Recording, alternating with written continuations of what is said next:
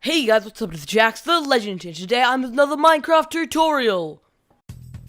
At the moment, I'm standing at one of my castles, which is a work in progress. But I have something to show you underneath my castle. So let's go! Follow me down into the darkness. The dungeon. The place everyone wants to be. Not. When you decorate a dungeon, it's important to get that dank and dark feel. I have chosen blocks and torture devices to give a real macabre feel. So let's have a look at them. Our first torture device is the Impaler. Isn't it lovely to have your head skewered on an end rod? And I'll show you how to make this later in the video.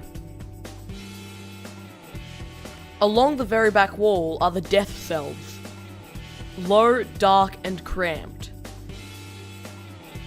And the people that were in here would not get fed. On the two sides of this part of the dungeon, I have built cells. This one has a poor guy encased in cement. And the guy in this one obviously died some time ago, considering his skull is black.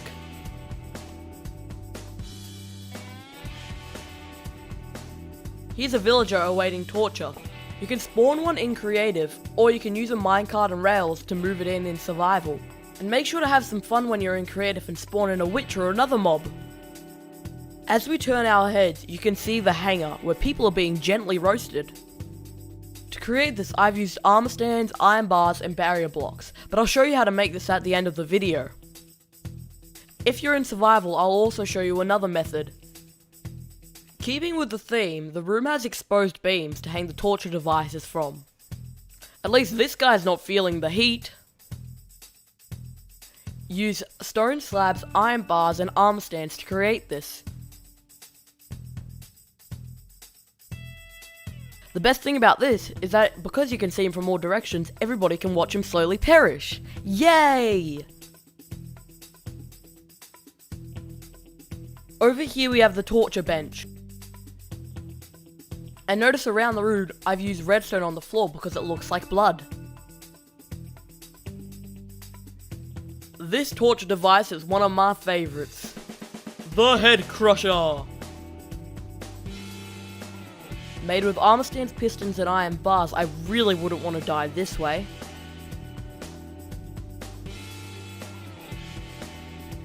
Redstone torches keep the lighting dim.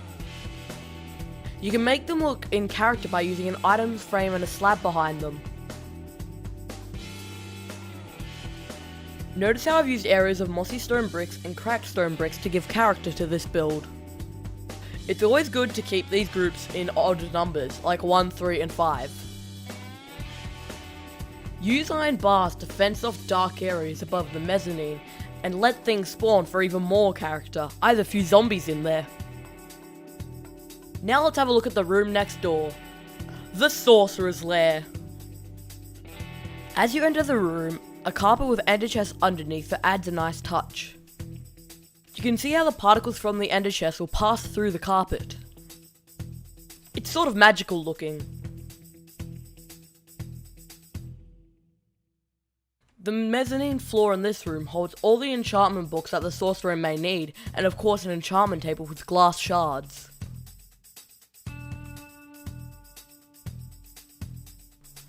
I've kept it open so you can see it from the ground floor.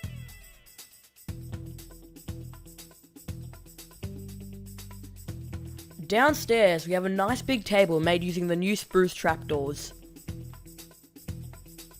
When you place the spruce trapdoors, make sure they're all facing the same way. Under the stairs, I have a brewing area. And next to it, I have some caged lava lights. I have this on both sides of the room. Here's a fun and easy build to add to your dungeon. An animated ender dragon. Of course, you're going to need a dragon head for this, so it's going to be a bit tricky in survival, but I believe you can do it. When you power the block that the dragon head is on, the dragon's head mouth moves.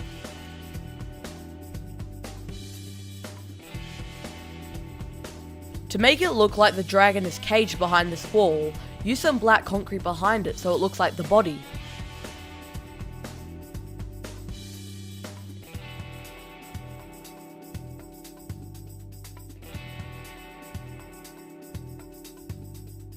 I've also placed some lava pools around the room and added some contrast with stone pillars. Let's have a look at the enchanting podium. How cool is this effect?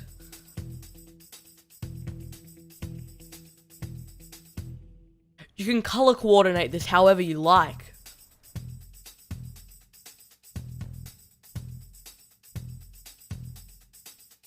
I've created a podium and added some signs in Latin. Can you figure out what the sign says? Leave a comment if you can.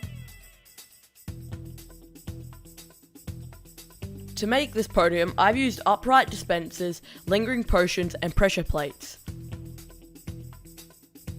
When you stand on the pressure plates, it releases the lingering potion. But remember to put a roof on your podium, otherwise the lingering potions will be released way too high. Cause that dispenser has some power.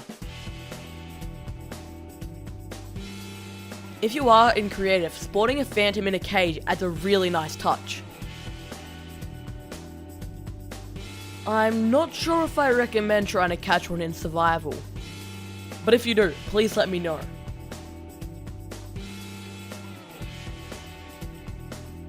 I have created a bubbly cauldron using spruce trapdoors folded up, water and soul sand.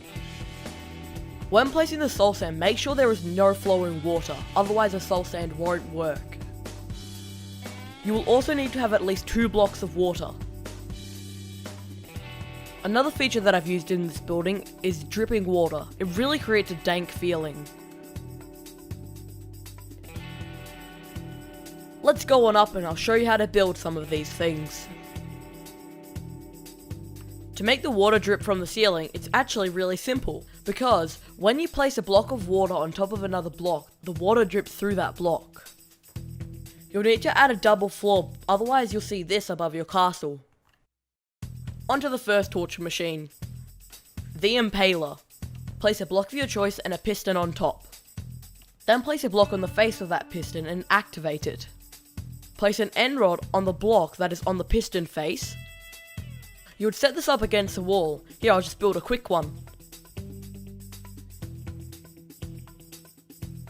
Now stand towards the very back of the end rod, like this, and type /summon space arm stand space tilde space your Y coordinate -1 space tilde. If you would like to have arms on your armor stand, check the description down below for a different summon command. Then add a head and some armor.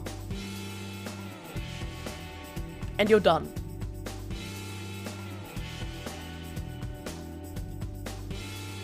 Now onto the next one. The Hanger. If you're in creative, type the command shown on screen, and this will give you a barrier block.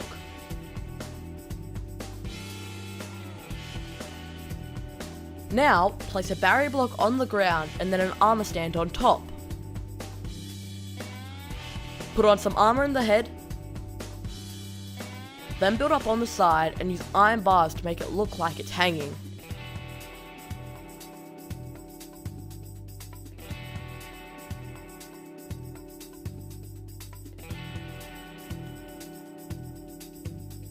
If you're in survival, you can't get barrier blocks, so you can create a hanging man using a slab like this, so it looks like he's being weighed down. Here you can see the barrier blocks in action in my dungeon. Only the people holding the barrier blocks can see them, but any other player won't be able to. By the way, place netherrack under your fire, otherwise the fire will burn out. It really is all the small details that make the build. Do you have any ideas that you've used in a dungeon?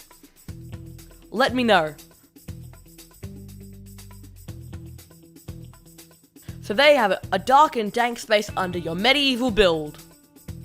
So that's going to be the end of this video, guys. I hope you guys enjoyed. Please leave a like, comment, and remember to subscribe if you're new, and I will see you in the next video. Peace. And remember, stay carbonated.